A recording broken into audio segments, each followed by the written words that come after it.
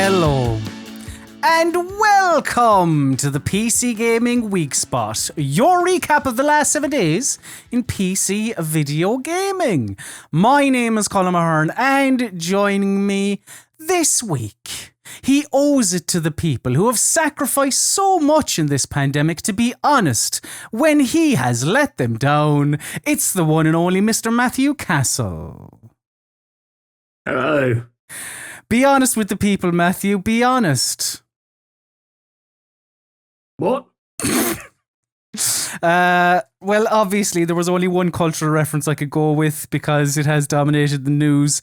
Yes, of course, Matt Hancock. But I'm burying the lead, Matthew. That's not the real story. The real story of the last 7 days, the one that has been on everyone's lips, is that Anne Robinson is going to be presenting Countdown from now on.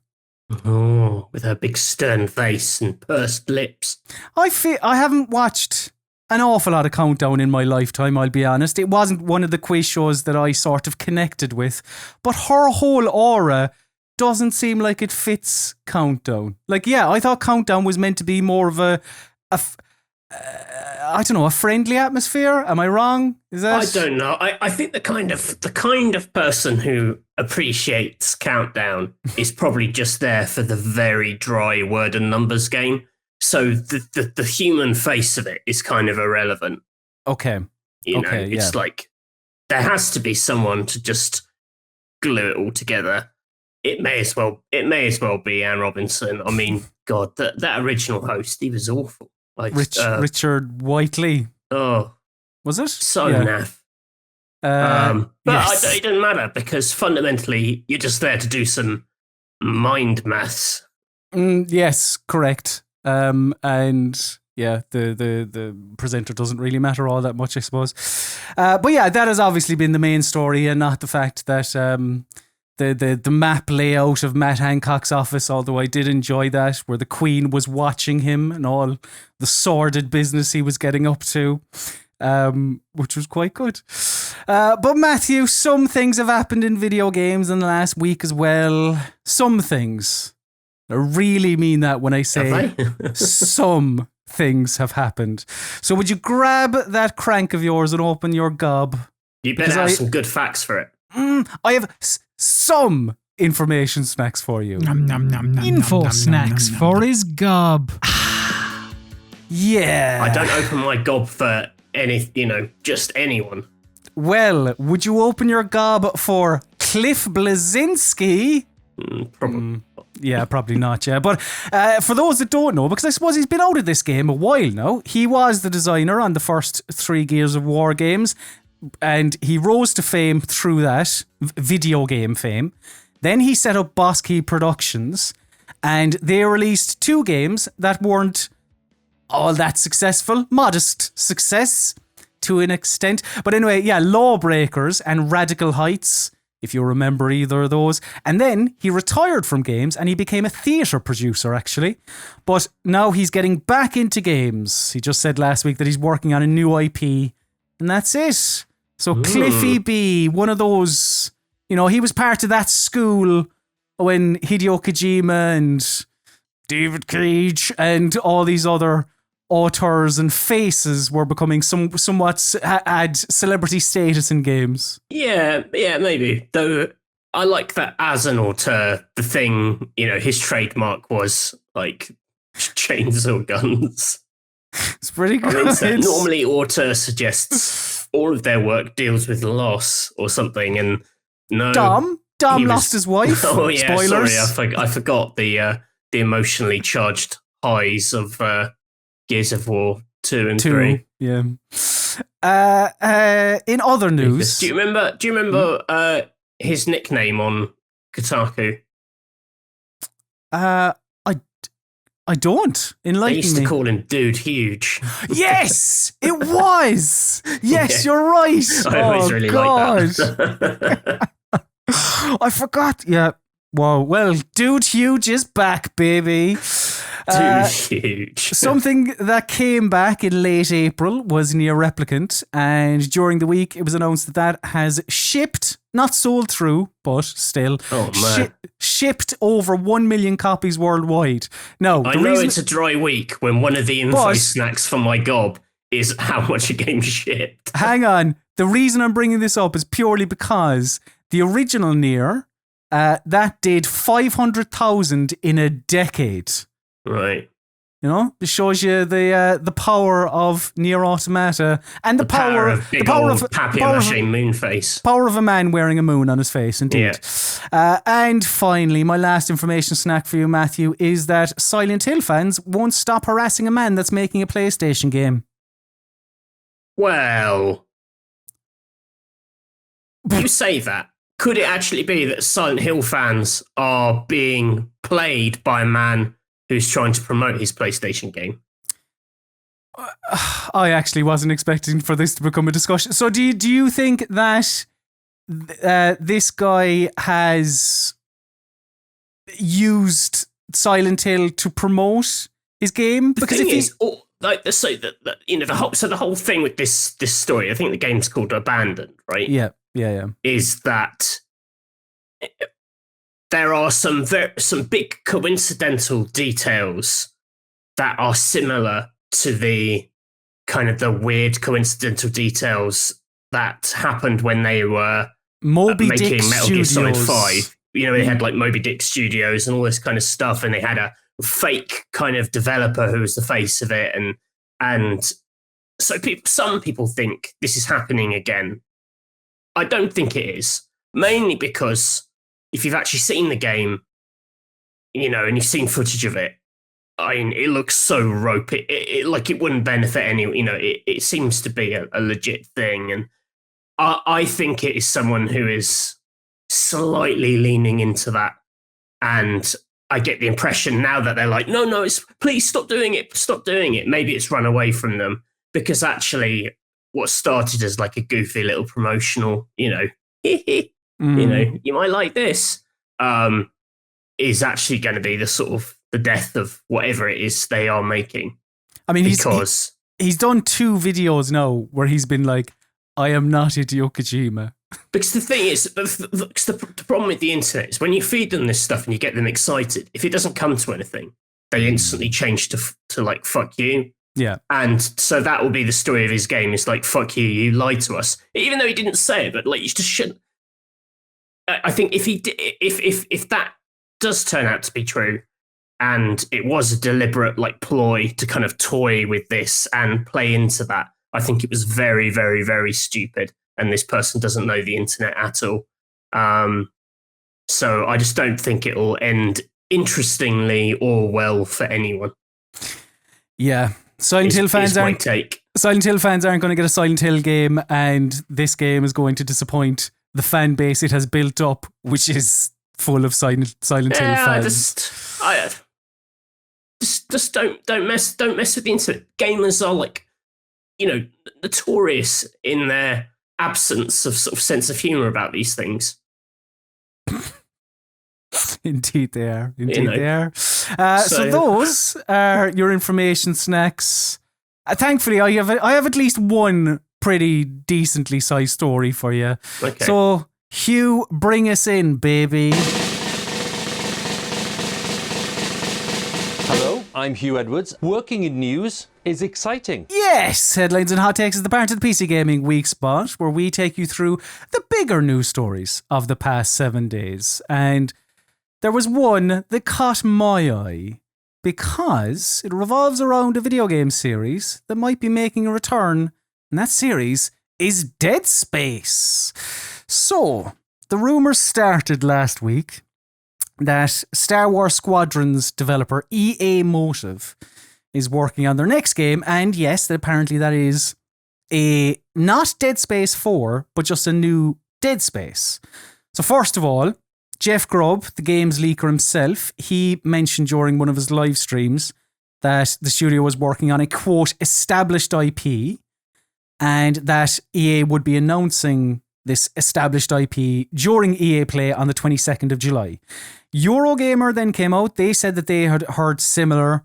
And then Gamatsu, they went a little bit further by saying that, yes, they had heard similar, but rather than it being Dead Space 4, they believe that this Dead Space is a, quote, reimagining. Now, it's been a while since Dead Space, so there may be some people here who, Dead Space wasn't even taking up any of their brain room, because Dead Space was the product of Visceral Games, which was closed down in 2017 after they'd spent 2 years working on the Star Wars game that was codenamed Ragtag. And the series, I suppose in reality, Dead Space wasn't really around for that long. The first one came out in 2008, and Dead Space 3 was February 2013. So, I mean, first of all, before we go into anything else, would you welcome a new Dead Space, Matthew? A reimagining rather than like going back to Isaac Clarke and continuing on that story? Yeah, so I'm sort of torn over this one because on paper, I think there is fuel in the Dead Space tank, and I did like Dead Space, and I felt like it didn't get the send off it maybe deserved. Like the end of the Dead Space story was a bit of a whimper rather than a bang. So on one hand, yes, that's cool and interesting. On the other hand, it's just like typical sort of shaky EA nonsense. The kind of the studio they kind of shut down after derailing Dead Space already. They basically EA takes it in a direction which basically kills it, and eventually takes another studio with it. The idea that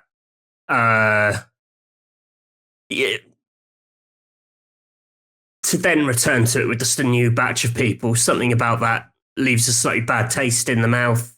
Right. I don't know. It's a bit like the kind of, like in my head, it's sort of similar to like what happened with Fable and Xbox, that they kind of decide to do something weird with it. People don't really like it. Fable Legends, there isn't the kind of interest.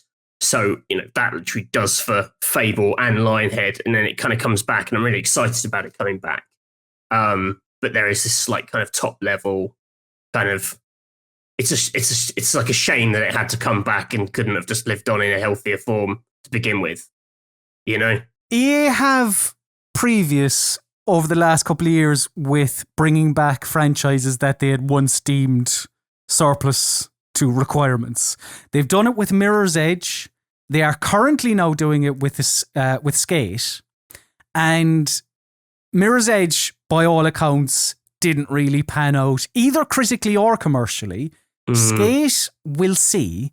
But like when you look at the history of Dead Space, prior to Dead Space 3 coming out, which was EA and Visceral taking the series in a slightly different down a slightly different road, because it started out as horror and it kind of became more and more action as it went along until it was essentially, would you agree, like an action game with horror in it was Dead Space 3, with the co-op and the microtransactions and Jesus Christ, remember all that. But prior to Dead Space 3 coming out, EA was forecasting sales into the millions. And this was a series where you wonder, what has led you to believe this? Because it's not like Dead Space was ever a mass, when Capcom talks about Monster Hunter or Resident Evil selling millions or a Borderlands or whatever, but that's what they were expecting. And I looked it up before we were cracking on today. It did a couple of 100,000 in its first week. And yeah, and then they went on to just shutter Visceral Games, and here we are. I mean, Visceral, there's some other stuff down the line, isn't there? They do, and after this, they made Battlefield Hardline, and so it's not an immediate thing. I don't know. Yeah, there is something about this sort of, it's not good enough for us in the moment, so we kind of shut it down, and then we kind of come back with this sort of, you let the nostalgia build, and then the kind of comeback is more of like a PR beat. It's like the story of that is the story of like Mirror's Edge, Skate, and this, if this turns out to be true, which is highly irritating. It's weird. Dead Space kind of comes from that kind of. There was this little period where it felt like EA were like not going legit is probably the wrong way to describe it, but largely known for their sporting franchises and like tie-ins. Mm-hmm.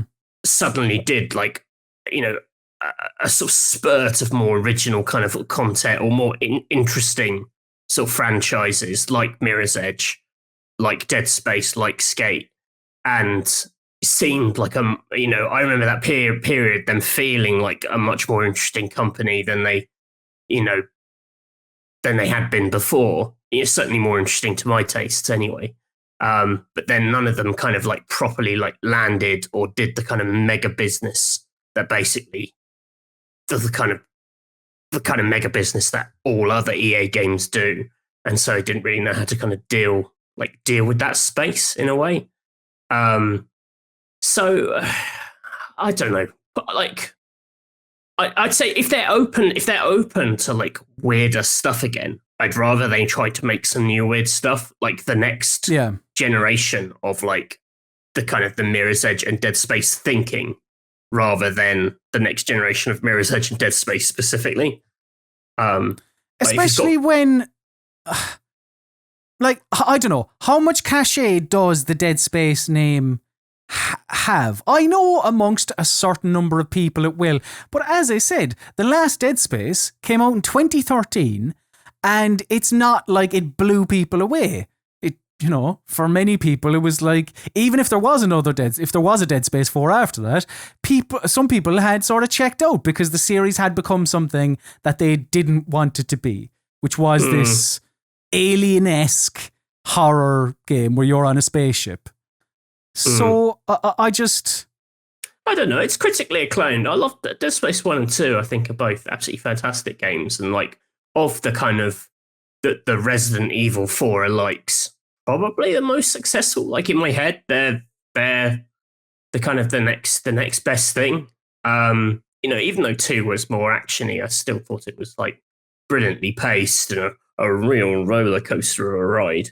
But yeah, I can definitely sort of see the appeal in returning to it, or big horror. I don't know, like, horror does so well in like the age of influencers and streaming. Like there's such an audience for that. Like it's such an entertaining genre. I mean, maybe it's something which could have a better shot now, amplified by those people, maybe. Would you foresee them not, neglecting the action side of Dead Space, but perhaps a Dead Space, this Dead Space reimagining, taking more inspiration from the original then, rather than like where it ended up? Yeah, I think, I mean, the general pitch of it is still brilliant. They were quite gorgeous games, I thought. The idea of seeing that kind of approach delivered with like modern tech and the kind of the atmosphere and mood of it all could be done brilliantly. Yeah, I'd love for someone to make a really expensive, like in your face, high stress kind of horror game. Like I do love survival horror. It's it's great fun, and maybe it would be more along the kind of Resident Evil Village lines of that's a game which has like clear like horror beats and a more like actiony tone. Like I think you can do both. Yeah, I just think it's such a sort of solid setup, and I love I still love the limb severing mechanic and the kind of that twist on combat is sort of brilliant. The idea of the kind of body as a sort of targeting puzzle, I think is super neat. Yeah, if they are on it, I hope it's good and that it doesn't lead to the closure of another studio.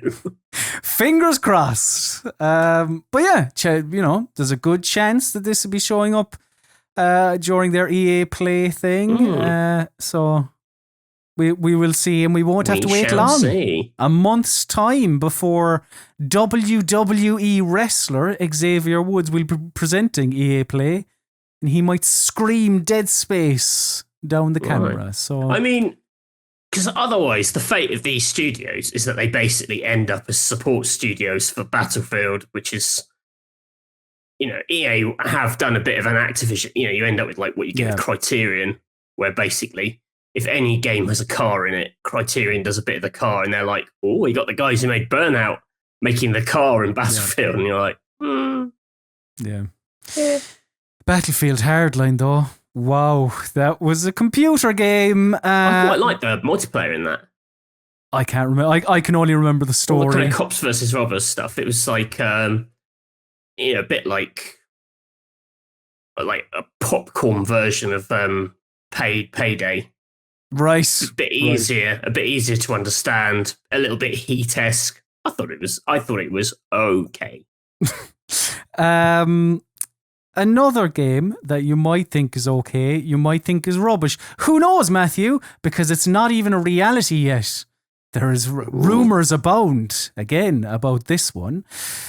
So, Gotham Knights developer, Warner Brothers Games Montreal, they are working on, according to some jobs that are listed on the company's website, they're working on a, quote, new IP AAA title. This was spotted by PC Games N, and so this new IP could mean something entirely new. But if you go on their website and look at their history, I suppose they've done DC games based on DC comic properties, and on their own website it says our studio is focused on developing games that expand the DC universe in the interactive space. Now, a lot of people want this to be a Superman game. And my question to you, Matthew, is why? Because Superman is shit. Oh, is that fair? A superhero should have some vulnerabilities. He does. He's got famous vulnerability. Kryptonite. He's got such a famous vulnerability that we use the name of his vulnerability as a shorthand for vulnerabilities. It is this special rock that about 3 people have access to. Actually, loads of people have access to it. Turns out there's loads of it. Didn't you ever see Smallville? It literally rained kryptonite on people. Then they all became like mad kryptonite baddies. I just, if you're into Superman, crack on. Especially in a video game space. I mean, the famous one is obviously 64, which was, like, I didn't play it at the time. You're right. But so the problem with Superman is that you can have some like legit high level threats, like individual like supervillains, but there is no, like, the goon in the world of Superman is basically doomed. So the kind of the filler of a game, you're right, is quite hard to do. Also, like, a real Superman game would, I think, have to focus on like the physics of like saving people in disasters or something. Like, so many Superman set pieces are him, saving a ship or an elevator that's falling down the Eiffel Tower or whatever. And like finding a gameplay mechanic that allows you to, that is built around saving lives rather than combat, is a challenge. Not to say it's not worth doing. I mean, because the problem is whenever they do it, they're always just like, here's Lex Luthor and he's made an army of kryptonite robots. So you'll just have to fight these kryptonite robots. They're the kind of common enemy, and it's very underwhelming. But that isn't to say someone couldn't make a great Superman game. I would honestly love to see it, because it's very hard for me to envision. Oh, as you said, like that. Yeah, Lex Luthor, or I don't know, what's the I can't think of any other Superman villains. Doctor Doom, is he a Superman fella? I don't know. I'm sure. Horrible. All right, forget it. But like, he is. It's just like the goons that Batman, of course, is going to beat up. Of course he is. But there's some peril there. There's some threat from even not from the goons, but from like a Mr. Freeze or a Catwoman or a Two-Face or a whatever. Yeah, I think you either go down the kind of naff route of like Superman loses his powers somehow, or like something happens to him, he gets that like, what is it in the film? He gets like the cold, he gets like a sort of kryptonite cold or something, and then his powers are sort of weakened. He has the sniffles. Like, I always wonder if there's something in the dynamic of like the secret identity. If there is something in like a Clark Kent Superman kind of split, and there's like a half the game you're Clark Kent trying to cover up, like you also lose if people find out you're Superman. And I think that's the best way to do a Superman game. Is essentially what Telltale did with Batman. Like, I think you could do a Superman game as an adventure game, but just as a third-person action game, it's very hard for me to see it because of the history and all that. But I don't know. Maybe if they could do it. I'd like to see their Gotham Knights game first. True.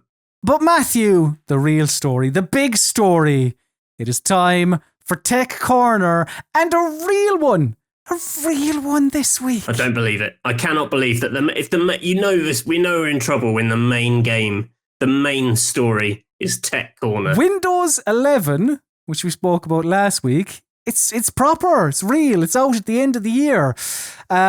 So, in terms of related to us in video games, this is going to anyone who has Windows 10 now, you'll get a free upgrade to this, and the upgrade is going to start rolling out in late 2021 into early 2022. Any new PCs are going to become pre-installed with it, and from games there are kind of two main things. There's Auto HDR, which is something that Microsoft have been using on the Xbox Series X. And in layman's terms, it just means it's going to make your games look a bit nicer. And direct storage is the other thing, which is apparently going to see loading times go down, and textures and so on and so forth are going to load in quicker. But that is dependent on you having one of those fancy NVMe solid state drives. Oh, and as well, of course, the Xbox app is going to see a redesign. Exciting times, with Game Pass being built into Windows 11. And so you will be able to play, and it'll have the it's not called xCloud anymore, whatever their cloud thing is called. So you will be able to play stuff from the cloud and all that as well.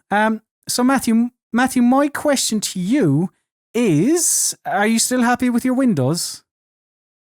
Oh, my house Windows? Yeah. I am. The one thing that we haven't done, though, is when we had them replaced, they put in like some new wood down the side of them, which they put on like a base coat of like primer or whatever that paint is. And we still haven't got round to formally painting them. So they look a little rough. They look a little temporary. So while I'm happy with the windows themselves, I also begrudge having to eventually paint them or get someone to paint them. There's still time, Matthew. Plenty of time. Plenty I feel of time. like that's, a legit and thorough response to your Windows question. Indeed it is. Thank you very much.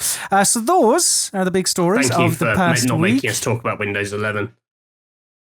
I hadn't been following any of that. Sounds all right. It does sound all right. I tell you what, I will say the current setup for something which should seem very simple. My Xbox stuff is on Windows is always busted. Like trying to have my account that I log in at Windows and my Xbox gaming profile. They never really play nice.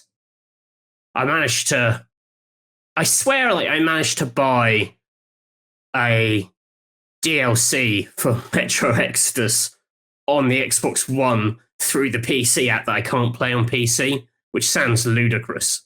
Like that should never be a scenario that's allowed to happen. But the most incompetent I have felt around gaming software has been navigating the one of the iterations of the Xbox app on this. So bake it in, make it easy, make it foolproof.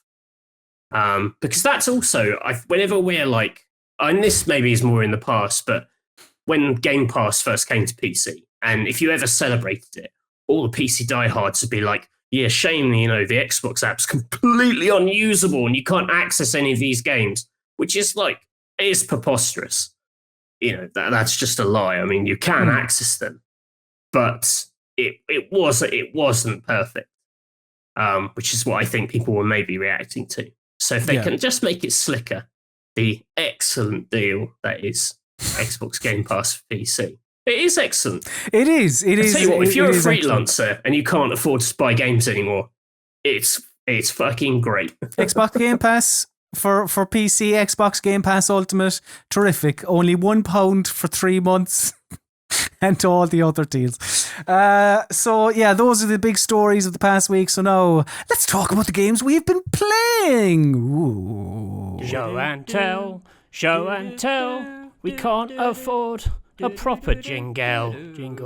It's meant to be jingle. Yes, Show and Tell is the part of the PC Gaming Weekspot where we tell you about the video games that we've been playing over the past 7 days. I have been playing quite the game. A game of two halves in many ways. Came out last Friday, a Bandai Namco joint. I've been playing Scarlet Nexus. Ooh. So, yes, Scarlet Nexus is very much a game of two halves, at least from my point of view. It positions itself as an action RPG. I think that's stretching the truth a little bit. I think this is an action game with a skill tree in it and right. A few other little bits, but it's not. It's not massive on the RPG front, really. But yeah, so it is. Are you from the get-go? You have two campaigns to choose from. You can play as the man or the woman, and what they do is not Tarantino-esque, but these are interweaving stories between the two. So if you want to get the whole picture of the Scarlet Nexus story, you have to play through both of their campaigns. Right. I don't think it's really that necessary, because when you play through the campaign once as whatever character it is, when you boot up the campaign as the other character, it's sort of a new game plus style thing. So the combat is going to be quite a lot easier because you're carrying over abilities or powers or levels or whatever else. And all you want is the story to be filled in where a character wasn't before. And I'd just probably go onto YouTube for that if you want. Especially seeing as the story is... Look, horse for course, Matthew. Story, it's not for me. I'm sure some people will enjoy it, but from the very moment I started the game, I was introduced to, I don't know, 13, 14 characters, all with very similar haircuts and very similar deliveries and personalities, at least at first. And as it goes along, I suppose you're able to differentiate a little bit more from the personalities. They all kind of fall into fairly heavy tropes and stereotypical anime characters. But this kind has it got stereotypical anime American voiceovers? Of course it does. Oh, I love that shit. It would be lost without it. My name's Tashi Matsumoto. Oh, God. It is... Look, it grates on me. It mightn't on people listening or watching this.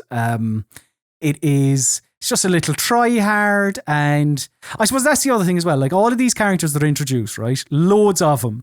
Like, from I don't know, 2 hours in or so, some characters are starting to turn on you.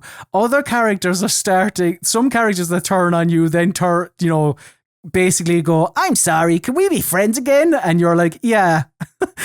And you're just like, I don't know where I stand with any of these characters or why the moment that they turned should hold any weight, because I don't know who any of these characters are. So I just, yeah, the story itself is whatever. The thing that I like about this game is the combat.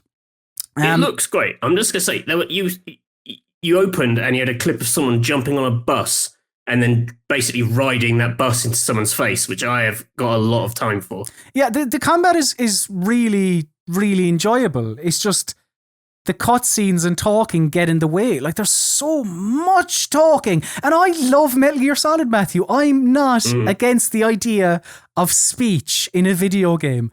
But my word. But yeah, the combat, whoever you choose, be it Kasane is the female character and Yuiso is the male character, you're part of this group called the OSF, who is the Other Suppression Force. And the others are these monsters that fall down from the sky, and they're like sexy pot plants and other weird characters like that. Kind of pot plant. And on each mission, which is typically quite linear, you have members of your party who have special abilities. And you can call on them to use their special abilities, which will often then give you a leg up on the competition. So there's an electricity guy who, when you use them, your weapon will be imbued with electricity. You can apply shock damage. There's another character that allows you to use fire. There's another character that allows you to go invisible. There's another character. It's just, etc., etc. And there's quite a lot of them. And playing around with these is quite good fun. And that skill tree I mentioned, as you play through, there's an ability to use 2 of these powers at one time. And I think it even goes up to 3 of these powers at one time. And just messing around with all these combinations is really good fun. That's just even one aspect of it. I mean, I should say, if I haven't, it is your typical sort of third-person hack and slash game. But with these extra powers on top of it. But as well as that, then, you're able to grab objects from just the general environment that you're in and fling them at your enemies using your mind. It's all Control-esque. And the game balances it very well. The hacking and the slashing and the, what's the word I'm looking for? Telepathy. Telekinesis? Telekinesis, yeah. Telekinesis, not telepathy. But yeah, it balances that quite well, because you can't just constantly fling crates or cars or whatever at your enemies.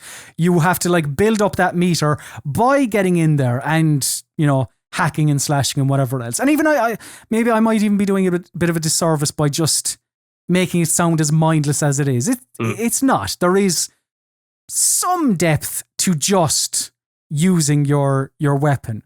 But it's when you put all those things together, it's really enjoyable. And it sort looks fun. It looks super flashy. Yeah, incredibly flashy. There is I suppose there's a decent variety when it comes to the enemies. You see a lot of them repeat, or ones that are very, very similar as you kind of get into maybe the later stages. But yeah, decent variety. And actually, another aspect of the combat is that, as well as these crates that you can fling at enemies, there are sort of special environmental points as well that will do a little bit more damage on top of the basic bringing down their health bar. So you can fire oil drums at them, which will douse them in oil, or I think there's water, or there's other things as well. And when you then use some of the abilities that your pals have, that may have a greater impact on the enemy again. So if you douse your enemy with water and then you use your sparky electricity boy, then you'll have a greater shock damage on the enemy. So yeah, I think the combat is really good fun. It's just whenever you're sort of getting in the groove and going, yeah, this is good. Keep them coming. Keep these enemies coming. You go to a marker and you're greeted with another cutscene of people talking and people turning on you, then becoming your friend again, and just all this convoluted nonsense and all these characters that the game is sort of asking you to care about, but you're like, I don't know who these people are, so why should I care about them? And that is just, it's a shame that gets in the way. Now, I suppose I mentioned the RPG-ness of it, or why I think it's, a lot more action game than RPG. There are side quests. So you have like basic side quests. There's like a hub world, right? And you can walk up to people, but the majority of them will be, here, Matthew, can you walk around this corner there and kill this baddie, and I'll give you 3 health potions. There's so much of that that like there's no story attached to it, nothing worthwhile. So often you're better off just leave it off. The side quests that are maybe worthwhile if you are invested. Well, no, they are 100% worthwhile for a different reason, but if they're worthwhile if you're invested in the story as well. But there are these things called bond episodes with your team that in between main missions, you go back to your little hideout and you can walk up to one of your pals and you basically go to the local cafe and have a cake with them and you chat about life. Sounds a little bit Persona-y. It is, but like not on the level of Persona. Like this, but like the relationship between like, people you socialize with are the people you fight alongside with. Yeah, and there is a benefit to bonding with these characters, and that's where the sort of the relationship. It feels secondary, and it feels like you're going through these bond episodes just to get the extra oomph in your powers, because that's when you go through enough of these bond episodes, or you give these characters gifts, which you can buy and you can give to them, then your bond between you and this other character increases, and then when you implement their power when you're on the battlefield, it will do greater damage, or it'll have an extra effect, or whatever it is. And that's what it is. Whereas like in Persona, I feel like you do have the relationship aspect as well. So it's maybe I said that because the enemies are a little bit Persona-y. They look to my eye in terms of like sort of slightly sort of surreal kind of dream-like creatures. They're they're not terribly normal, as I say, the sexy pot plant and all that. But yeah, I don't know. It's a difficult one, or I found it difficult to find a landing place with me and Scarlet Nexus, because there are things I enjoy about it, but there's just so much getting in the way. The thing being the combat, and there are things getting in the way of that, and it's interesting. So I wonder if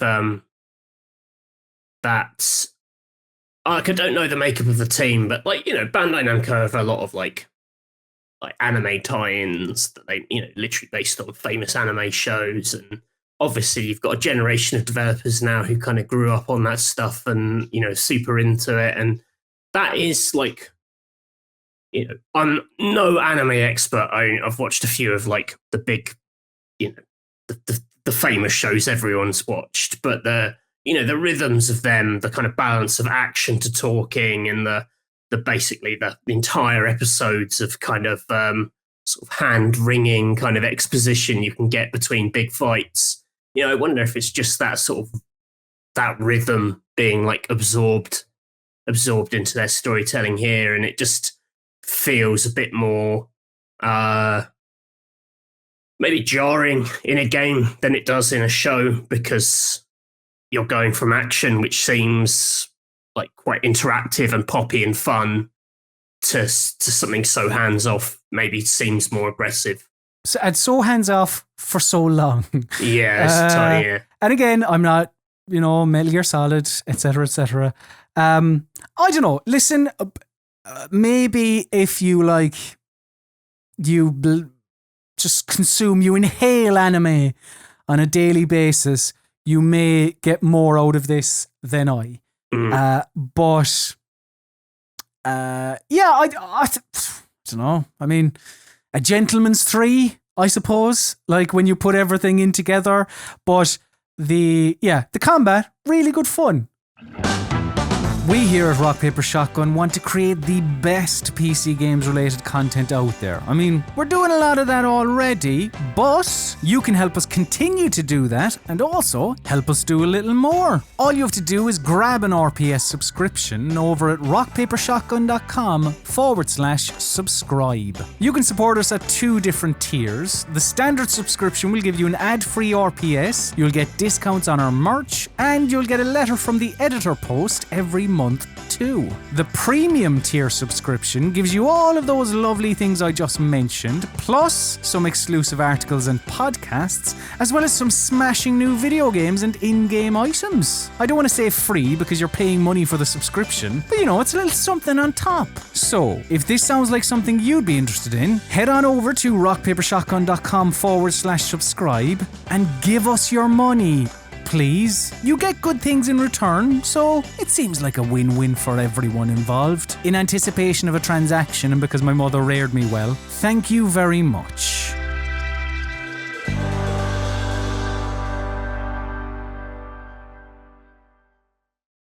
Matthew, you have been playing a video game that's not even out yet. Crazy. What have you been playing, Matthew? I played a little preview build of Sherlock Holmes Chapter One, which is the next Sherlock Holmes games from Frogwares, who they make all the Sherlock Holmes games, like Crimes and Punishments and The Devil's Daughter, all the way back to the, the ones with the. You ever seen the creepy Watson videos? Of course I have, yeah. Yeah, all that jazz. But this is kind of a sort of an origins story. It's like young Sherlock Holmes. Is that Sherlock Holmes? That's Sherlock Holmes, yeah. He is is he the 6th member of One Direction? My God. He's very trendy, but he's just, actually don't know if it said his age, but I don't know. Strikes me as like 20 or something. Yeah. And you this is pre-Watson. You don't have a Watson with you, but you do have a friend with you called John, which is also Watson's name, which is odd, sort of slightly jarring. I thought it was Watson for a long time. Is it not going to be revealed in the final game, do you think? No, I don't think so. Okay. Like he's a very different character. So maybe I'm wrong. So I played like the first case of this. Sherlock and John are on an island called Cordona in the Mediterranean, which is where Sherlock Holmes' mother lives. They have returned because she has passed away, and he's returning to sort of bury her or, sort out the estate. And no sooner has he arrived on the island than he is embroiled in a murder at the hotel where he is staying. So begins another Frogwares Sherlock Holmes game. This one's kind of interesting. I don't know how familiar you are with their previous games. Very surface level. So they're kind of interesting in that, they're reasonably budgeted detective games. I guess, like, probably the closest thing you could liken them to is like LA Noire. It's about the thrill of investigating quite a detailed scene, crime scenes in 3D and walking around and collecting clues and, with a layer of sort of Sherlock sort of silliness on top, so he can kind of like visualize crimes, and then he has to kind of arrange sort of holographic elements that he's imagining to kind of rebuild the scene. He can do his famous sort of observations where he looks at someone and says, "Oh, your dirty nail means you were in Sheffield last week," or whatever, and all that stuff, which is all good fun. This game, but what's interesting, this has that, which is very true to the kind of earlier Sherlock Holmes games, but it's also sort of open world. which was something Frogwares did in The Sinking City, which was their kind of Lovecraftian detective game. So this is kind of, it feels like a second go at that mixed with Sherlock Holmes. So while this opening mission was largely set in a hotel, which is quite a, fixed sort of space to solve a crime in, later on in the game, you'll be able to walk around and, collect clues in the city and stuff. And I'll talk about that in a second. But what I quite liked about this is that it's, because he is younger, they've tried to make nods to this. So he's like when you do the observations of people, for example, there's a bit more, you have like several choices you have to pick from, and you can kind of get it wrong. It's trying to show that his powers, I guess, are like a little less developed than they are in the later games. Okay.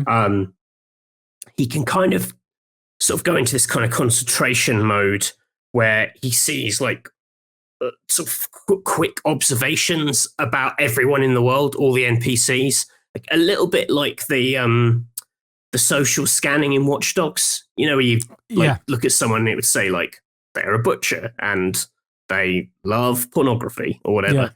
Yeah. It's a little bit like that, and it kind of, I don't know if they're going for this, but it sort of feels like a busier, kind of younger mind, I guess, is the kind of the vibe of it. So you can find clues, and then you use this concentration mode to work out like the best people to ask about those clues. So you can talk to like any NPC in the world. So like if it's, you're looking for like a missing like servant in the hotel, if you talk to another servant, you're more likely to get the right piece of information than talking to a guest. That sounds really dumb and obvious, but that's the kind of flavor of it. I get you. Yeah. So that's all very interesting. You kind of you collect all the information. The thing it does that the earlier Sherlock games do that I really like, and I still really like it, is that as you collect all the clues, you kind of go into your sort of mind palace and kind of piece them together, and the clues can lead to like multiple conclusions. So you can like logic like perfectly legitimate outcomes. Only one would be right, but I like that you can kind of piece it together wrong and still come out with a version of events, which was quite a nice system in the earlier games, and that's still here, which is welcome. I think that's something a lot of detective games get wrong, in that, and I suppose it is something hard to get right, but like I feel like you should be allowed to get it wrong, and come to a logical conclusion, as you say, that something that makes sense but like isn't right. And did I'm just wondering, did that happen to you when you were playing this, and did you see what, like, would the game just revert back, or would it carry on, or do you know? Yeah, you can carry it. Yeah, like at the end of the case, you can accuse multiple people, and the game will, like, that will become the person who was accused in the story. You can also make a choice of whether to, like, you can accuse them, and then you can also make the choice whether to hand them in or not. And that will also have repercussions. So, like, I selected someone and then let them go. I basically said, like, I think you did this, but I think you did it for fundamentally, like, okay reasons. So I'm going to let you, like, run away rather than hand you into the police. And then a bit later in the demo, if you get, like, buy the local newspaper, you'll see references to what happened to that character. Like going off and doing this kind of stuff. So the other thing is the open world thing, which is if you have this openness in the detective game from allowing multiple conclusions, that's one thing. But the other way they try and tackle it is basically giving you the world and not giving you a lot of direction in it, which was something they did in the Sinking City as well. So, it sort of says you'll find a clue with like an address on it. And instead of adding a map marker, you have to like look at the map and look at the street names and then go to that location and see it. So it kind of like, it removes a little bit of the hand holding to kind of give you a sort of like the fantasy of being, a bit more involved in the kind of crime solving itself. It was something I was sort of a bit divided over in the Sinking City, because I felt a lot of the time it was just that addresses. It would, every clue had an address attached to it. And basically, once you found it on the map and added a map marker, you'd then just go to the map marker. Right. So it felt like the only thing you were doing was manually placing the map markers, which you then sort of followed. So I am interested to see if this can mix things up a bit more. So it's not just go to this, it's a bit more, I'll be interested if it does things with like landmarks or more descriptive, or kind of, I have this information and I can deduce that it would probably be this kind of place. You can go to things like the police station, the local newspaper, and you can look in their archives to try and like research the clues you have to get like the next level of information, to reveal things. Again, that was in Sinking City, but kind of makes sense here. I think the big change between this and the Sinking City is that world was like completely grim. It was this like Lovecraftian nightmare town where it was like shrouded in fog. All the NPCs were like weird demons, or plague doctors. It was just a really grim place that you didn't care. Like, even if you solved the crimes, you were like, this place has gone to shit. So you just didn't care about it. Here, like, just the fantasy of being Sherlock Holmes and the fact that you're in this like luxurious Mediterranean town, it just feels like, that feels more like a world worth saving, I guess. So you are naturally more invested in it. So maybe those limitations of that open world detective game will seem less obvious or seem less jarring, just because the whole thing will feel a bit more satisfying because of the tone, if that makes sense. Yeah, no, it does. It does.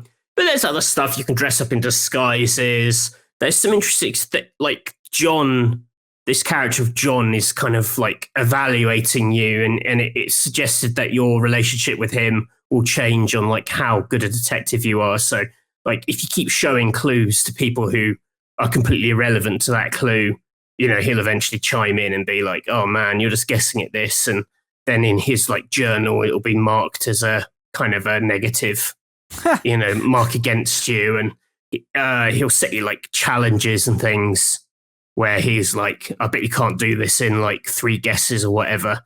So it's like you're making wagers with him. So that's quite fun, as this sort of companion to kind of liven things up. But yeah, this demo, I liked it. I just thought like the first mission is very much like contained to this hotel. Like I didn't get a sense of the open world stuff and how that works. For me, that stuff didn't quite land in the Sinking City. So that's stuff I really want to test. But yeah, I kind of like these games. I don't think they've ever completely stuck the landing. Maybe it's unfair to call them a guilty pleasure, but I do like detective games. I like that someone is making big, shiny detective games. The prequel thing is kind of a bit goofy, but yes, it seems cool. Definitely intrigued to see more. It's out later in the year. I don't actually know the release date. I think I was looking it up before. I think on Steam it just says 2021. Yeah. But yay for more detective games. And ones that seem as open as this. Like it's kind of the holy grail is like, here's a city and you solve all these crimes and you'll feel like you're doing it. And there is a happy medium between like the Sinking City. I played like very little of that, but I do, when you mentioned it, I did get a flash of talking to people who had played it, that yes, the idea of the Sinking City sounded so cool. It's like you will be the detective, you figure out where these places are and whatever else. But yes, it did eventually end up with just placing map markers yourself rather than the game doing it. So yeah, that's it. A game that wasn't really on my radar all that much now is. I'm intrigued by Sherlock Holmes Chapter One. So those are the games we've been playing over the last week. So how about we play a different kind of game now, Matthew, in Mystery Steam Reviews. It's time for Mystery Steam Reviews. Yeah. Yes. Mystery Steam Reviews is the part of the PC Gaming Weekspot where I, Colm Ahern, and he, Matthew Castle, test the knowledge of one another via Steam reviews, right? But they're a mystery. And the rules are as follows. Both I and Matthew bring 3 Steam reviews to the MSR arena, but we omit the name of the game associated with each review. Our opponent must correctly guess the game attached to each review. 1 correct answer equals 1 point. While both of us have 90 seconds on each MSR, we both also have the help of lifelines, 3 in total. These can be used at any stage during battle and also pause the 90-second timer. Each lifeline can only be used once and once only. And they are as follows. Publisher, where the hot seat haver learns the publisher of the video game. Second opinion, where a second review is given to the fiery chair sitter. And genre, where the genre of the game is revealed to the one with the warm arse. This week is definitely one of the more interesting themes, but difficult to find games that meet the criteria. So, this week's theme, it revolves around video games that explain what you do in the game within the title. So, I have some non-PC examples that won't show up today to give the people at home a little bit of a taster. Just Dance, because you just dance. Skate, because you skate. And Let's Sing Queen, because you sing Queen songs. It's typically games with verbs in their title. Not always, but, you know. It's hard. I genuinely don't know if you're going to get any of mine. Not because I've been an asshole, just because I really struggled to find 3. We'll see. Listen, the last couple of weeks I wasn't expecting much, and I think it's been alright. So, but yeah, a toughie. Let's see. Matthew, here is your first Mystery Steam review. I got attached to my new friend John. Turns out John was 3 different people. I don't mind though. Good game. And that is from Kalituka. It is recommended 3.6 hours on record, 2.9 hours at review time. Matthew, your time starts now. I got attached to my new friend John. John was played by 3 people. So this sounds like a co-op game, or a multiplayer game of some kind, where you play with someone, but that person could be 3 different people. Unless it's a story game where you've got someone called John who is somehow 3 different people. It's a tough category this week. This is tough.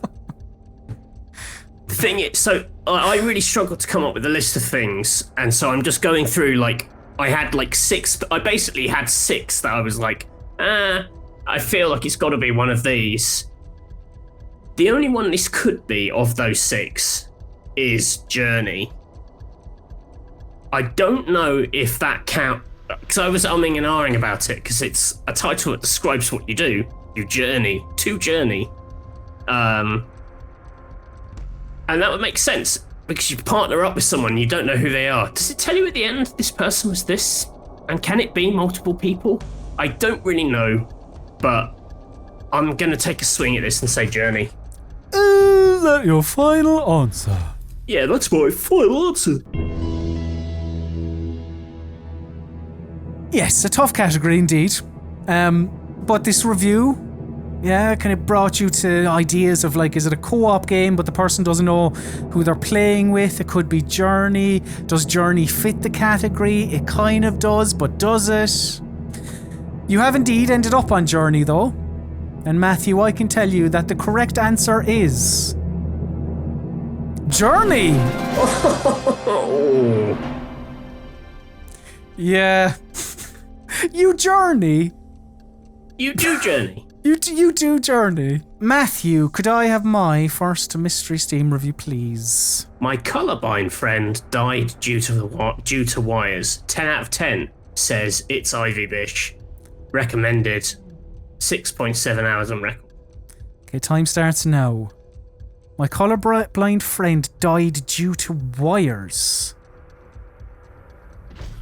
My colorblind friend died due to wires. So there are wires in this game. One could have seen that. You can assume and you can assume that there are wires that are a different color to other wires in the game. Maybe some red, maybe some blue, maybe some green, maybe some yellow. What game has wires in it and fits this category? Oh God.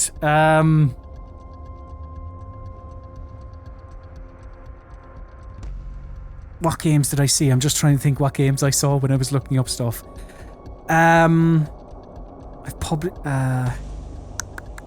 Oh God, this is tough, isn't it?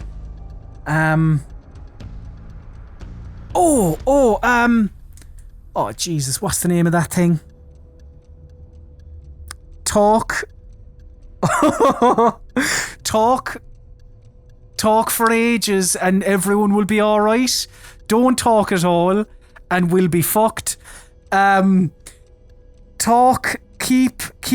talking, nobody explodes. Keep talking, nobody explodes. Is that your final answer? That's my final answer, Chris. It is keep talking, nobody explodes, I think. Is that your final answer? You said it right on the 0-0. If it is keep talking, nobody explodes, that's quite an apt time to finish it on. You're looking for a game that describes what you have to do in the title. This would fulfill that remit. But is it the right game? Does this have wires that a colorblind friend would struggle with? The correct answer is... keep talking and nobody explodes. Yeah! Don't talk and we're all fucked. Yeah! Don't mind, that is true. That should be the subtitle. Keep talking and nobody explodes. Brackets, don't talk and we're all fucked. Alright. I think this week we can consider this week's Mystery Steam reviews a success already. We played that on stage at EGX Live and it was very, very stressful. I can imagine. Because we were also told not to swear on the stage. Oh, impossible. Yeah. Impossible in a game like that. Matthew, your second Mystery Steam review is as follows. Jump kick, jump kick, jump, kick, kick jump, jump kick. 7 out of 10. And that's from Broman. It is recommended 23.3 hours on record, 0.3 hours at review time. Matthew, your time starts now. Is there a game called Jump Kick? Where you jump and kick? I swear there is. Jump Kick. Where you just do... Is it called that? Is it called Kick Jump? Is it called Super Jump Jump Kick? I swear that's a game. You're just rubbing it in my face. Is it not called that? Dare I ask for the second review? I feel like it's... Can I get the genre?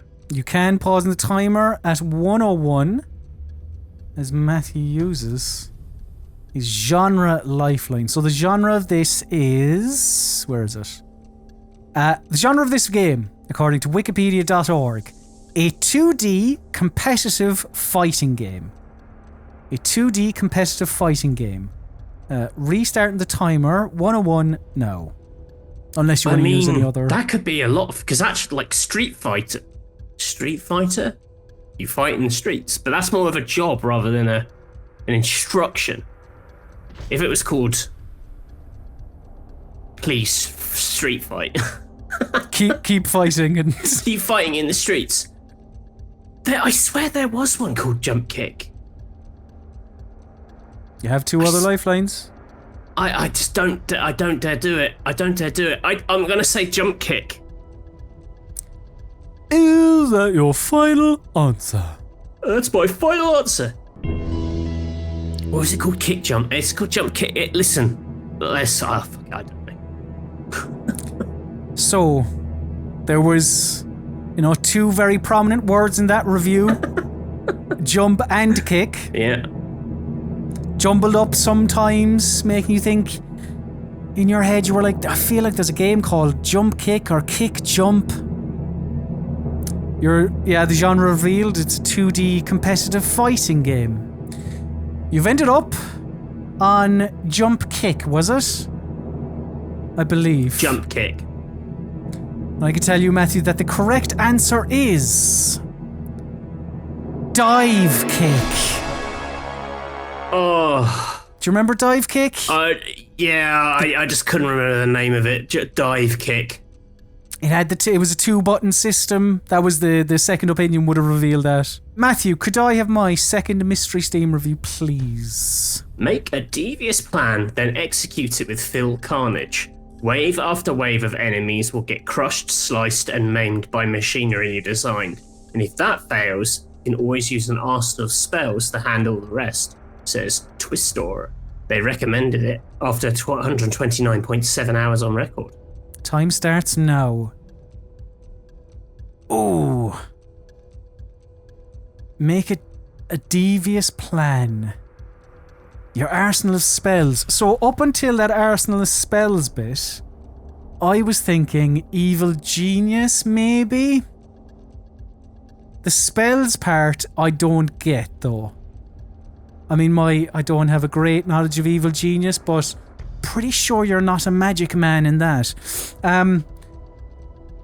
What would do me well here? Pause the timer 53. Matthew, could I have my... let's go for second opinion, please. Kind of like tower defense, but you are more involved in the defense than picking obstacles and units. Do you enjoy killing trolls, kobolds, and ogres? This is a great game for you. Time restarts now. Again, another video game series I'm not all that familiar with. Orcs Must Die? I mean, it doesn't... Well, I suppose Evil Genius wouldn't... Well, World Domination would explain what you do. Orcs Must Die... Does that fit into this category?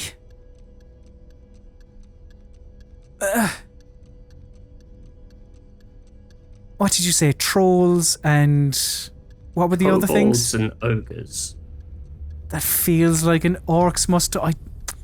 That's not... it doesn't really... It doesn't talk... Oh, that's all I can think of now. Orcs Must Die 2, I suppose, because that's most recent. Yeah, that's it.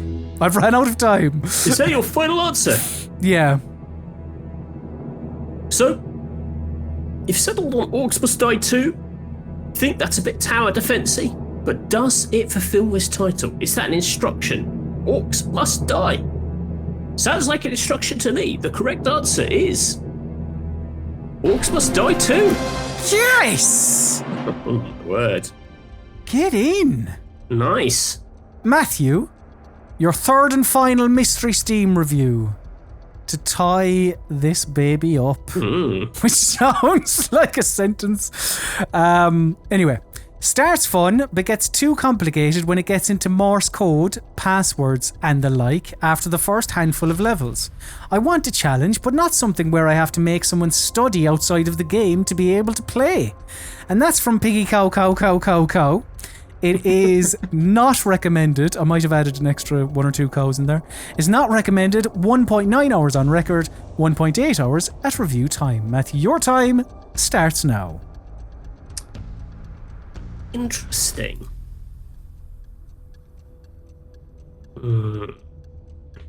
Morse code, passwords, and the like are first-hand levels.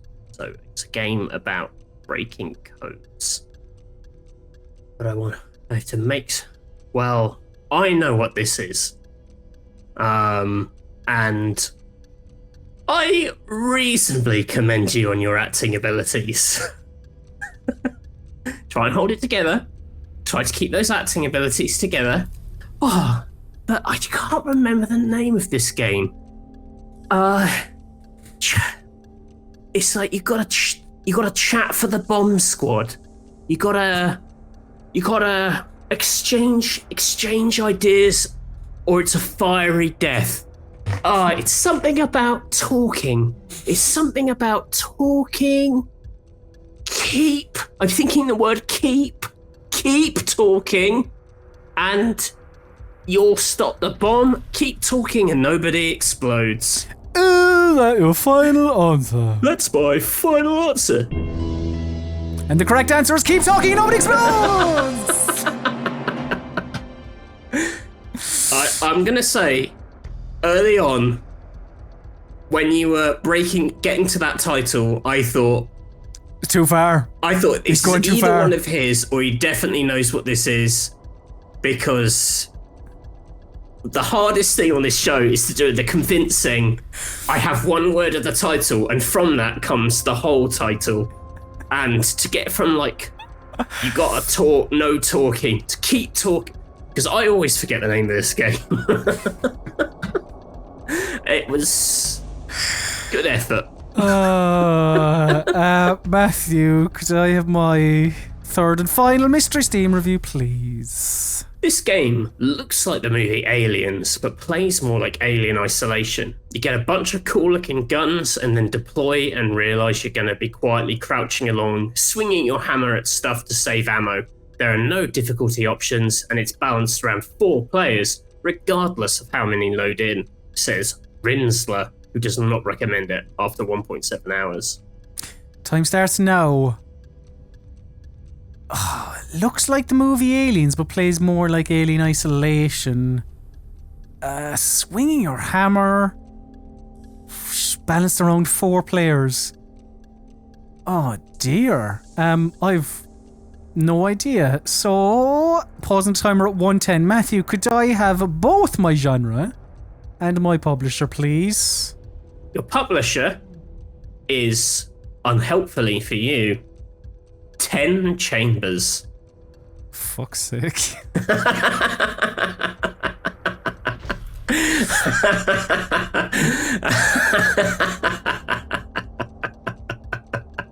I saw that one, I was like, oh boy. And the genre, and this is what Wikipedia says, a survival horror first-person shooter cooperative game. Okay. Restarting the timer now.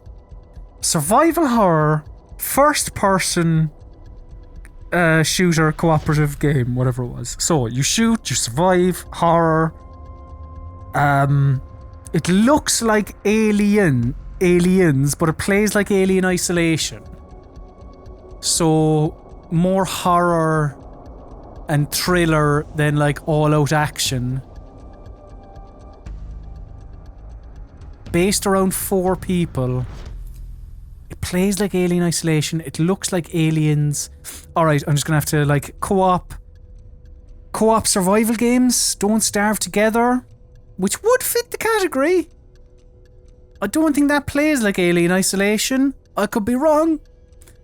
Rust, Daisy. Oh god. I mean, Don't Starve Together just sort of like fits the category and fits the cooperative thing. I don't know where the alien thing is coming from. Don't Starve Together. Is that your full answer? Yeah. This one's tough. I won't lie. I ran out of options and I really felt like I had to pick a game. That isn't to say you're wrong, but it would suggest you are. There's got to be drama. The drum roll continues. The cooperative game, Don't Starve Together, is instructional in its title. Also a cooperative game. This is looking for a game balanced around 4 people with aliens, but it's more of a stealth game. The correct answer is GTFO.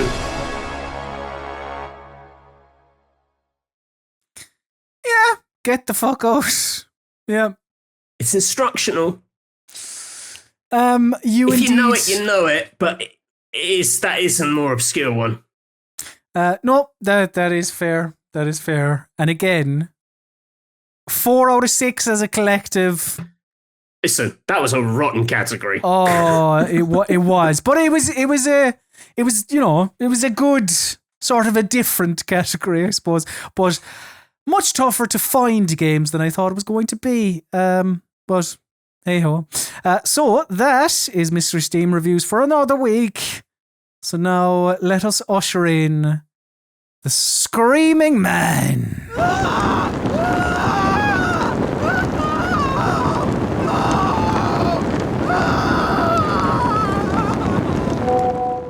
Yes, burning questions is the part of the PC Gaming Weekspot where indeed we take your burning questions. You can email us at any stage throughout the week, weekspot@rockpapershotgun.com.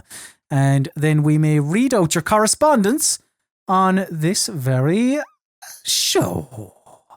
So, we start off this week with Mog.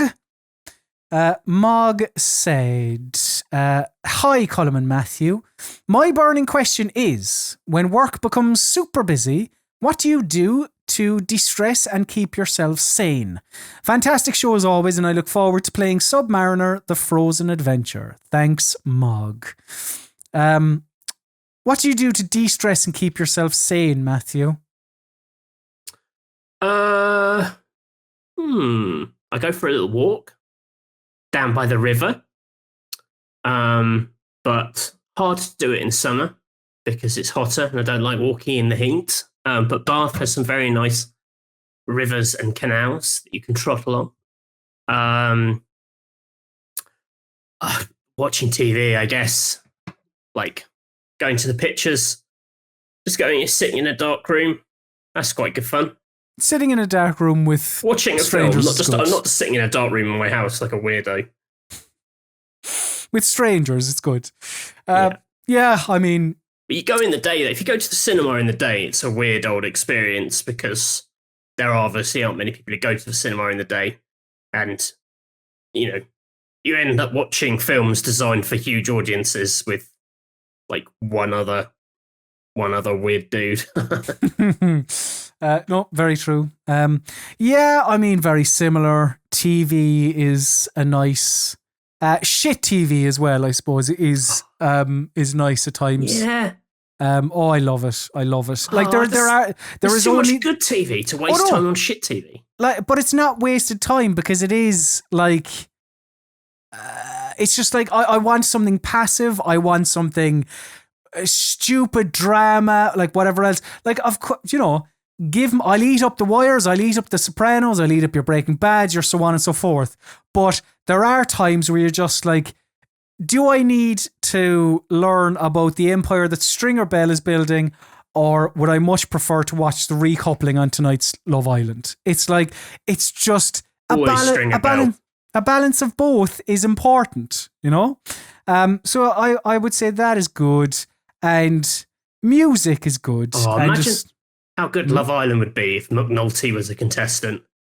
Well, he's just like a mad shagger, isn't he? Dominic West might be soon, yeah. Or not Dominic West, the character. Right, yeah. So thank you very much, Mog. Reading as well. Obviously, I read mountains of mainly crime novels. Yeah. And music for me is a big one, playing it or listening to it or whatever. So yeah, thank you very much, Mog. Lucas got in touch. Lucas gave us one of those lovely YouTube super chats. Thank you very much, Lucas. 20 English pounds. Thank you very much. Lucas said, keep us in sweets for a while. Do you ever cheat? I find myself using cheats/trainers as I want to get to the next story bit and not spend hours fighting a boss. Story for me is the game, not shooting/ammo search. Do you cheat when reviewing or playing? Cheaters, Matthew. Don't stand for that type of thing. No, I don't cheat.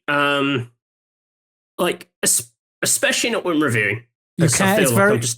Well, you can't anyway, can you? You're just trying to play a game as it is. Also, it's often not out, so these things don't exist. I'm actually very ignorant of what cheating looks like in this modern day and age. Like in my head, up, down, left, right. Well, that's it. Like in my head, it's obscure button combinations on the sound test menu in Sonic to try and get a level select. That's cheating. And like by the time I was working on Games Magazine, I used to hate writing tips books because basically games didn't have cheats anymore. So the tips were just like, try and be better at swinging it in Tiger Woods golf and things like that, and like jump on Goomba. Maybe you get or here's where you can get infinite lives in Mario. But for the most part, I thought cheating was dead. But it's all like mods and stuff, right? Yeah, basically, as you said, trainers. I like in don't even GTA. really know I don't even know how they work. I also don't really see the point in terms of like how broken a game would have to be for your fun to come from like it kind of playing itself. I don't know. I'd say you're playing the wrong game if you've got to go to those lengths to make it entertaining. I mean, the closest I would do to this would be if I was like properly stuck on a game. Again, not when reviewing because, you can't, the game isn't out yet. But if you're just playing it, after it's come out or whatever, and you're just properly stuck on something and you look up guides. Like that, if that comes under that category, I don't know. But that would be the closest where I'm like, I've been on this puzzle for a half an hour, I'm getting properly pissed off. Just tell me what it is so I can move on, and then you move on.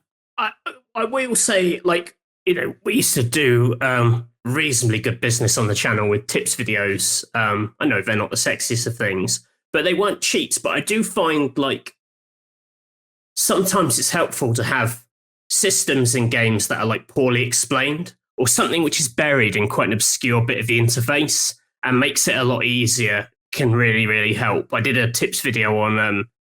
like when they did the first big No Man's Sky update and added all the, basically, relaunched that game and got everyone excited. There was loads of stuff that was quite baffling just about how it worked.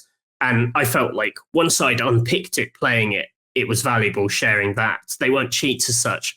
I will say I am cheesy as hell when I play games. Like if I find a trick that helps me over and over again, or like a tactic that works really well, I will always lean into that, any cheesy sort of exploits.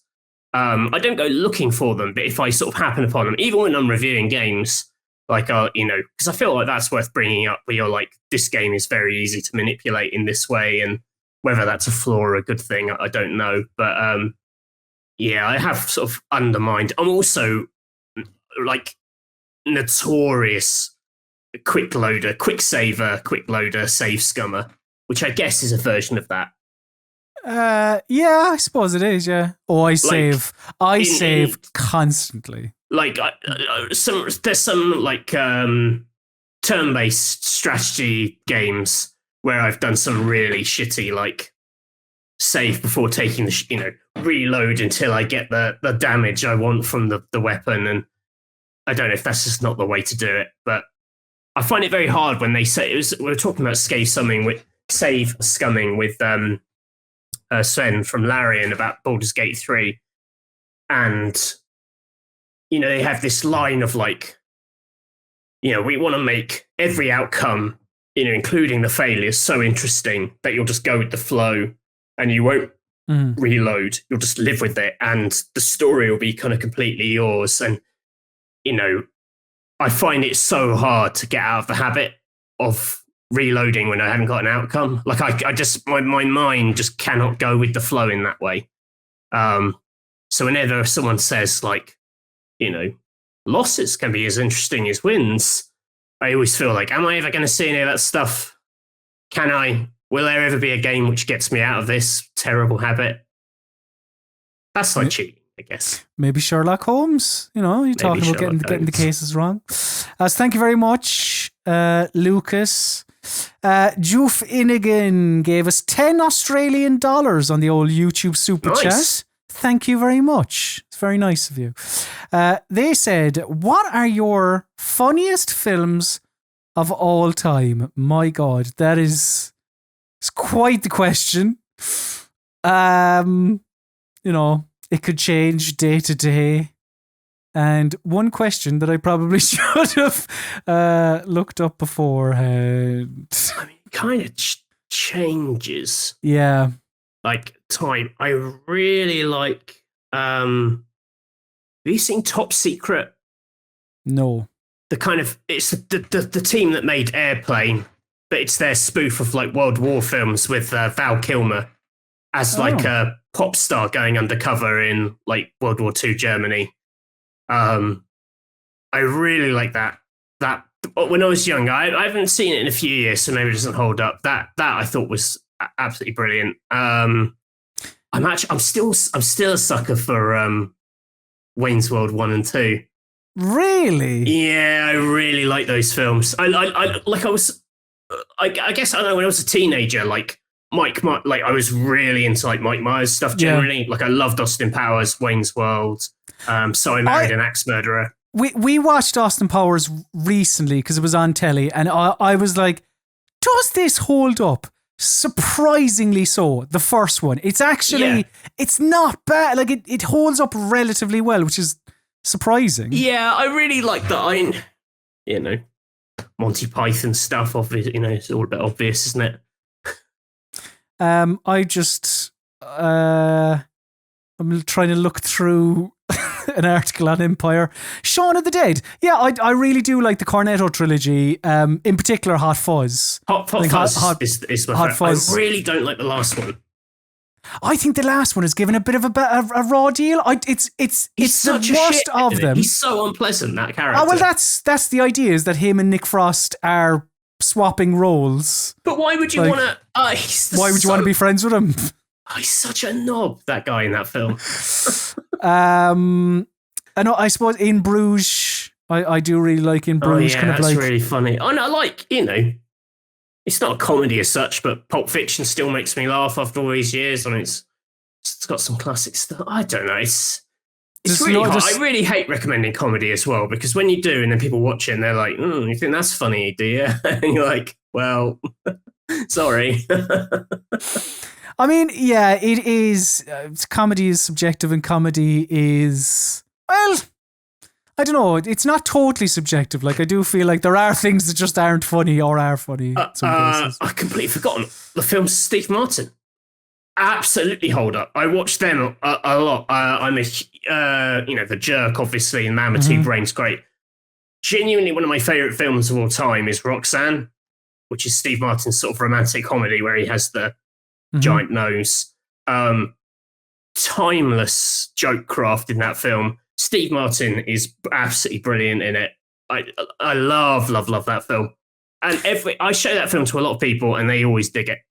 I really wish I had thought of films prior to it's this. Tough. Yeah, how could I forget that? That's like literally one of my favourite films. But yeah, I mean, do you know what? I mean, this isn't the answer to your question, but it kind of harkens back to what I said a while ago. Sometimes you're just in the mood for a Judd Apatow. Like, I wouldn't say that they are anywhere close. Well, I don't know. If I looked at some Judd Apatow, I suppose maybe I might be doing him a disservice. Yeah, but some of them hold up really well. Sometimes you're just looking for, you're not looking for a clever, kind of a black, bleak, dark comedy. I tell you what I really struggle with is when you get people like, no one ever did it any better than Charlie Chaplin or Laurel and Hardy, because I go back to that stuff. That stuff is just, it leaves me so cold. Like classic comedy. Yeah, I mean, but I suppose it's kind of like people saying, the Beatles, their impact on music and whatever else. But if you sat a 12-year-old, a 20-year-old... I think they still react to the Beatles. No, hang on. But if you had sat him down and pressed play and they heard, help, I need somebody help, not just anybody help, I need somebody help.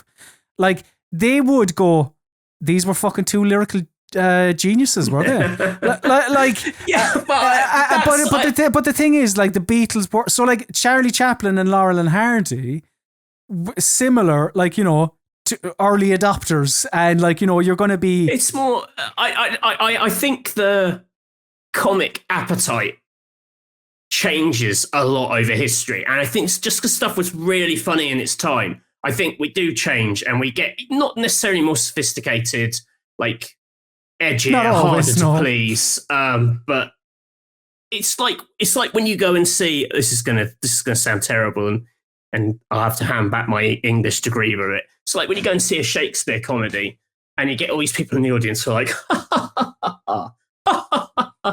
and you're like, really? I mean, like, you know, these jokes like maybe landed 400 years ago, but like, come on, like, give me a break. This idea that some things are just so like legendarily funny that they're cemented Funny their forever. reputation, that they're like owed laughs. Yeah, And you're like, yeah. if it doesn't work, it doesn't work. I'm not a big fan of like, oh yes, I realise this is funny. Like, that isn't a reaction you can have to comedy. Oh, no. It's like, No. I recognise the humour here. If it doesn't get you, it doesn't get you. And, you know, what I'm basically saying is Shakespeare is no Mike Myers. Rubbish. Imagine Big Willie in The Love Guru. Yeah, crap. I mean, Only listen, Mike Love Myers Guru, could play. like, later Myers. No. The Love Guru, classic. That was Adam Sandler. Don't mess with the Zohan. One final question here. Thank you very much, Drew Finnegan, for your super chat. One final question from Thomas. Thomas says, "Hi, Colin and Matthew. Fantastic post E3 podcast as always. Thank you. I have a burning question. When I played A Plague Tale, I got to a bit that I found a bit disturbing, and it just felt wrong to have fun playing something that contained a depiction of something so horrible. So I never finished the game. My question to you is, have you ever stopped playing a game for the same or a similar reason? Or are there some themes that games should not touch that are not as contentious in, e.g., films and literature?" From Thomas. Now, I've never played A Plague Tale, so I don't know what that bit is.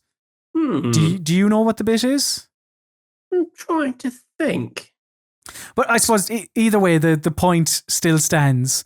Where he says, it's you know, mainly people being eaten by rats, which I thought was pretty funny. like I think I've even said on here before, games should explore all topics of story, all whatever else.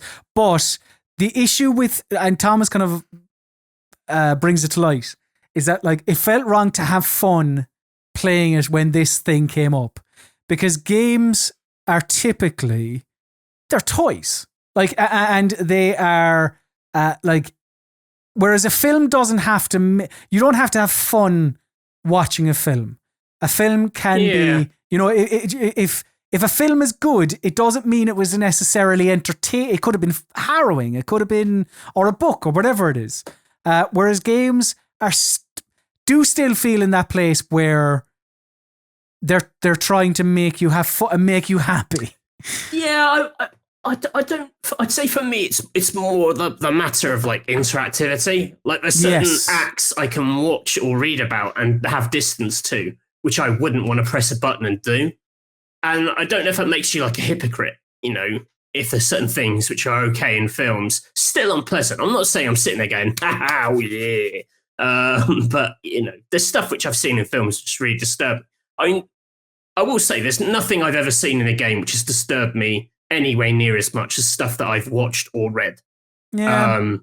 Like I've just seen and heard a lot worse than in any games. But, you know, This all came up when GTA 5 came out, and there's like the torture scene, and a lot of people were like, there, I think if it's something that happened in a cutscene, it would be very different from like, you have to press buttons to sort of torture someone, and in the kind of comic register of the game, that was quite different from the rest of it, or tonally it was a bit jarring, or I wouldn't know what the lines necessarily are, but I think there definitely are lines in games purely because of the interactivity elements. Like there's some acts that I don't think you could ever really justify someone doing or playing. Well, it would be, I suppose it would be like a film. Like you if you wanted to include this thing, whatever it is, it would be through a cutscene or even whatever. Yeah, it's difficult. Like, there's never stuff that. I like honestly the quickest way to like break, because it's also like the quickest way to break player immersion is to force you to do something you don't want to do, or force something your character decides to do something that you wouldn't decide yourself.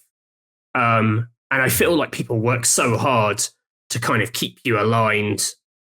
People know that that's like a kind of golden rule of like character behavior that you don't really break. That it's quite rare. I've struggled to think of many times where I've seen stuff where I thought, I don't actually want to do that, or I don't think I would have done that. Yeah, I find it. I don't think a video game has ever. I mean, maybe if I gave it a little more thought. There's lots of developers. There was a period where I felt like lots of people talking about decision making in games, like it's the holy grail of video game design, is coming up with a moral choice which absolutely devastates you as a person. Like, this used to play very heavily on the mind of Peter Molyneux when he was talking about the Fable games, where he was saying, like, I'm going to make you do something, or I'm going to ask you to do something, or put you in a scenario where you are so challenged and you are so torn that you're going to have this kind of choice agony, I think they call it. As if it was like, the greatest thing a video game could achieve was either to make you cry or like feel guilt. And that's, David Cage talked a lot about this as well when he was doing Heavy Rain. It was always kind of, well, how far are you going to go? I'm going to make you go too far. I'm going to make you do all this kind of stuff. And actually, when you see it, it's completely arbitrary and really cliched. And you're like, well, this isn't a real person. I mean, nothing is at stake here. If I chop this guy's fingers off, it doesn't mean anything in the grand scheme of things. It's a great question, and one sadly that we're not going to get to the bottom of. However, I'm intrigued to know what the bit in Plague Tale is, though, because I don't remember it having something which would it's children in peril a lot, but I don't think it's ever like children in like getting eaten by rats. Ultra sinister peril. Oh, they get eaten, like a dog gets eaten by a load of rats and stuff, but it's not like. I couldn't think of anything where I was like, wow, yikes, that was a bit close to the knuckle. But yeah, good question, Thomas. And thank you very much to everyone who sent in questions. All absolute smash hits.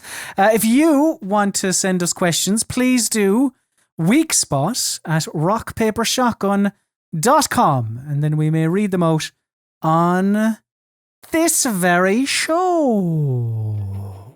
So, that is another Weekspot in the bag. If you want more of us, there are ways to get more of us. So come, get more of us. There are loads of ways you can get more of us. You can follow us on social media. I am at Colm_Ahern. Matthew is at Mr. Basil_Pesto. Rock Paper Shotgun is at Rock Paper Shot. If you want to talk to some like-minded people, head over to Discord, discord.gg/Rock Paper Shotgun. If you want to watch this episode of the PC Gaming Weekspot, head on over to youtube.com/Rock Paper Shot. Like, subscribe, ring the bell, all that. You should also subscribe to Rock Paper Shotgun's podcasts. Search for us on Spotify, Apple Podcasts, etc. If you want some sweet t-shirts and all the like, go to store.readpop.com and then click on the Rock Paper Shotgun button, and you can buy some Rock Paper Shotgun merchandise. If you want some exclusive articles, podcasts, and other bits and pieces, an ad-free website, ooh la la, go to rockpapershotgun.com/subscribe. You can become an RPS supporter.